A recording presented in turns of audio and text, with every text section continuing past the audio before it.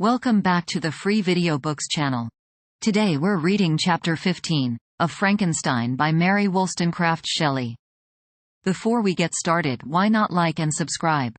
Now, sit tight and let's get into it. Such was the history of my beloved cottages.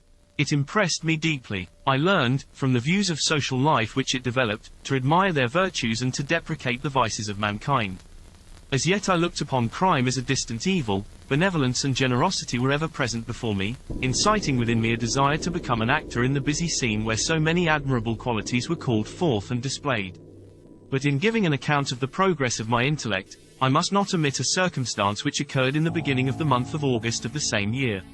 One night during my accustomed visit to the neighboring wood where I collected my own food and brought home firing for my protectors, I found on the ground a leathern portmanteau containing several articles of dress and some books.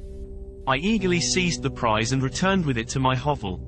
Fortunately the books were written in the language, the elements of which I had acquired at the cottage. They consisted of Paradise Lost, a volume of Plutarch's Lives, and the Sorrows of Werther. The possession of these treasures gave me extreme delight. I now continually studied and exercised my mind upon these histories, whilst my friends were employed in their ordinary occupations. I can hardly describe to you the effect of these books. They produced in me an infinity of new images and feelings, that sometimes raised me to ecstasy, but more frequently sunk me into the lowest dejection.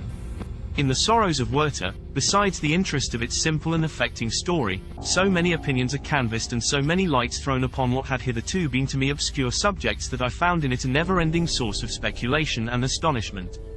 The gentle and domestic manners it described, combined with lofty sentiments and feelings, which had for their object something out of self, accorded well with my experience among my protectors and with the wants which were forever alive in my own bosom. But I thought Werther himself a more divine being than I had ever beheld or imagined. His character contained no pretension, but it sank deep. The disquisitions upon death and suicide were calculated to fill me with wonder. I did not pretend to enter into the merits of the case, yet I inclined towards the opinions of the hero, whose extinction I wept, without precisely understanding it. As I read, however, I applied much personally to my own feelings and condition. I found myself similar yet at the same time strangely unlike to the beings concerning whom I read and to whose conversation I was a listener. I sympathized with and partly understood them, but I was unformed in mind. I was dependent on none and related to none. The path of my departure was free, and there was none to lament my annihilation. My person was hideous and my stature gigantic. What did this mean? Who was I? What was I? Whence did I come? What was my destination? These questions continually recurred, but I was unable to solve them. The volume of Plutarch's Lives which I possessed contained the histories of the first founders of the ancient republics. This book had a far different effect upon me from the Sorrows of Werther. I learned from Werther's imaginations despondency and gloom, but Plutarch taught me high thoughts. He elevated me above the wretched sphere of my own reflections, to admire and love the heroes of past ages. Many things I read surpassed my understanding and experience. I had a very confused knowledge of kingdoms, wide extents of country, mighty rivers, and boundless seas. But I was perfectly unacquainted with towns and large assemblages of men. The cottage of my protectors had been the only school in which I had studied human nature, but this book developed new and mightier scenes of action. I read of men concerned in public affairs, governing or massacring their species. I felt the greatest ardor for virtue rise within me, and abhorrence for vice, as far as I understood the signification of those terms, relative as they were, as I applied them, to pleasure and pain alone. Induced by these feelings, I was of course led to admire peaceable lawgivers, Numa, Solon, and Lycurgus, in preference to Romulus and Theseus. The patriarchal lives of my protectors caused these impressions to take a firm hold on my mind. Perhaps, if my first introduction to humanity had been made by a young soldier, burning for glory and slaughter, I should have been imbued with different sensations. But Paradise Lost excited different and far deeper emotions. I read it, as I had read the other volumes which had fallen into my hands, as a true history. It moved every feeling of wonder and awe that the picture of an omnipotent God warring with his creatures was capable of exciting. I often referred the several situations, as their similarity struck me, to my own. Like Adam, I was apparently united by no link to any other being in existence, but his state was far different from mine in every other respect. He had come forth from the hands of God a perfect creature, happy and prosperous, guarded by the especial care of his Creator, He was allowed to converse with and acquire knowledge from beings of a superior nature, but I was wretched, helpless, and alone. Many times I considered Satan as the fitter emblem of my condition, for often, like him, when I viewed the bliss of my protectors, the bitter gall of envy rose within me. Another circumstance strengthened and confirmed these feelings. Soon after my arrival in the hovel I discovered some papers in the pocket of the dress which I had taken from your laboratory. At first I had neglected them, but now that I was able to decipher the characters in which they were written, I began to study them with diligence. It was your journal of the 4 months that preceded my creation. You minutely described in these papers every step you took in the progress of your work. This history was mingled with accounts of domestic occurrences. You doubtless recollect these papers. Here they are. Everything is related in them which bears reference to my accursed origin. The whole detail of that series of disgusting circumstances which produced it is set in view. The minutest description of my odious and loathsome person is given, in language which painted your own horrors and rendered mine indelible. I sickened as I read. Hateful day when I received life. I exclaimed in agony, accursed Creator, why did you form a monster so hideous that even you turned from me in disgust? God, in pity, made man beautiful and alluring, after his own image, but my form is a filthy type of yours, more horrid even from the very resemblance. Satan had his companions, fellow devils, to admire and encourage him, but I am solitary and abhorred. These were the reflections of my hours of despondency and solitude, but when I contemplated the virtues of the cottagers, their amiable and benevolent dispositions, I persuaded myself that when they should become acquainted with my admiration of their virtues they would compassionate me and overlook my personal deformity. Could they turn from the door one, however monstrous, who solicited their compassion and friendship? I resolved, at least, not to despair, but in every way to fit myself for an interview with them which would decide my fate. I postponed this attempt for some months longer, for the importance attached to its success inspired me with a dread lest I should fail. Besides, I found that my understanding improved so much with every day's experience that I was unwilling to commence this undertaking until a few more months should have added to my sagacity. Several changes, in the meantime, took place in the cottage. The presence of Safi diffused happiness among its inhabitants, and I also found that a greater degree of plenty reigned there. Felix and Agatha spent more time in amusement and conversation, and were assisted in their labors by servants. They did not appear rich, but they were contented and happy. Their feelings were serene and peaceful, while mine became every day more tumultuous. Increase of knowledge only discovered to me more clearly what a wretched outcast I was. I cherished hope, it is true, but it vanished when I beheld my person reflected in water or my shadow in the moonshine, even as that frail image and that inconstant shade.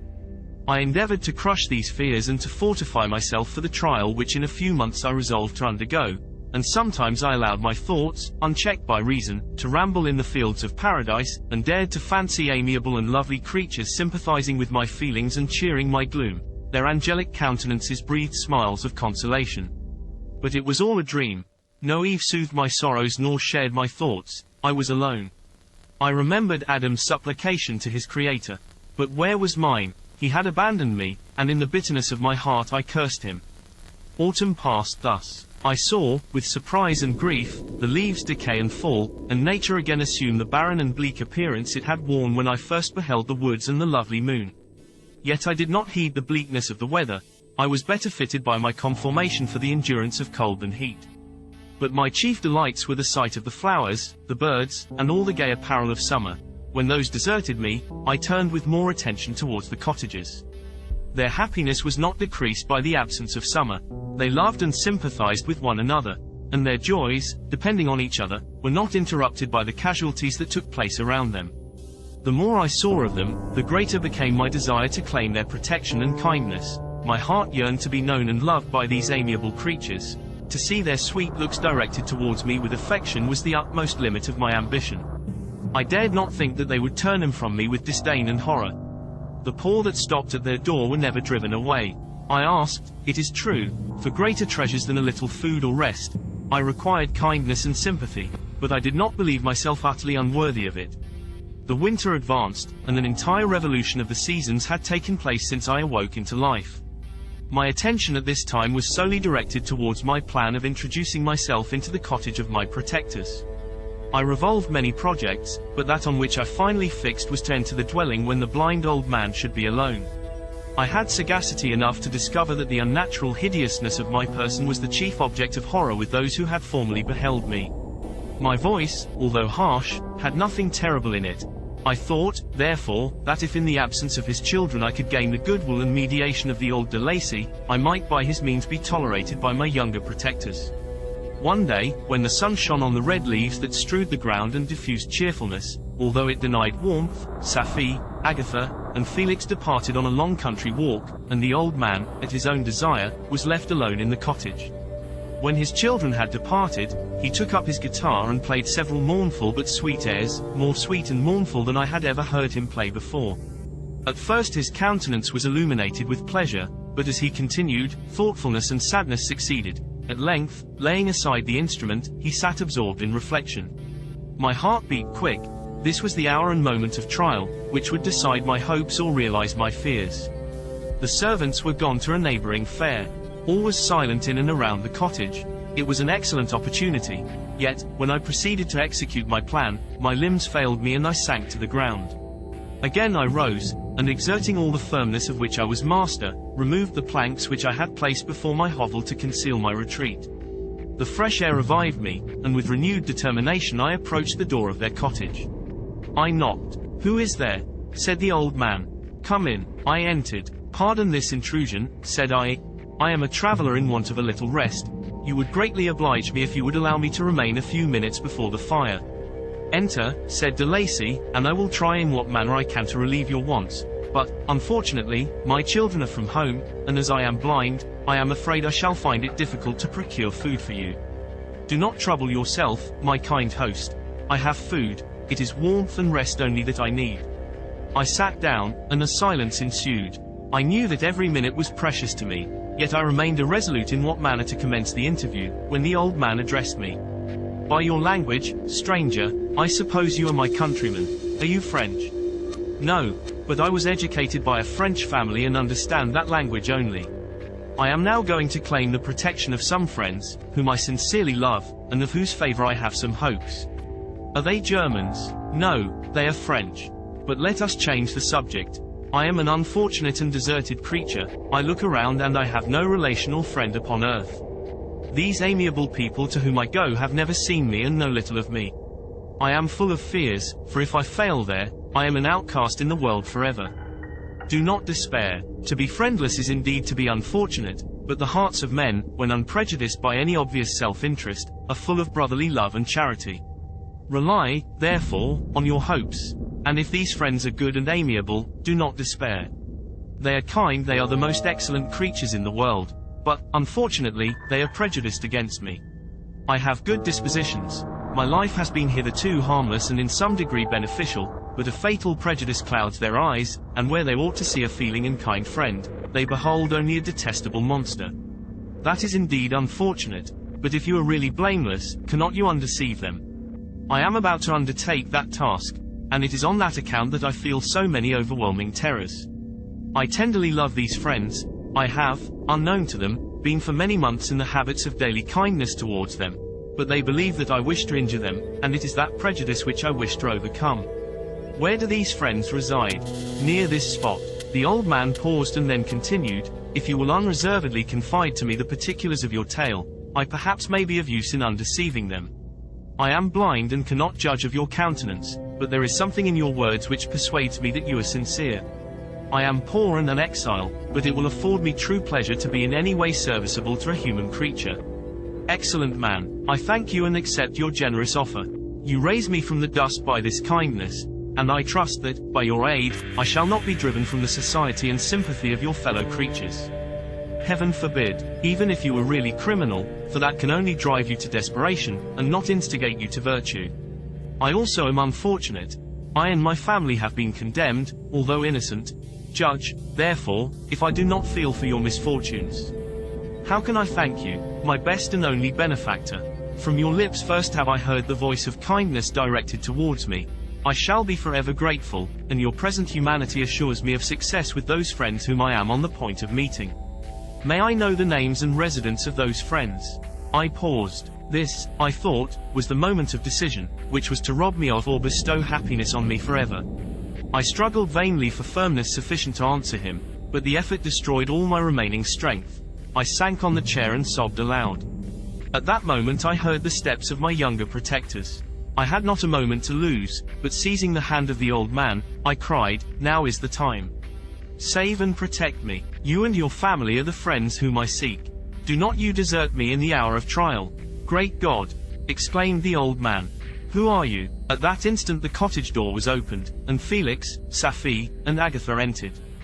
Who can describe their horror and consternation on beholding me? Agatha fainted, and Safie, unable to attend to her friend, rushed out of the cottage.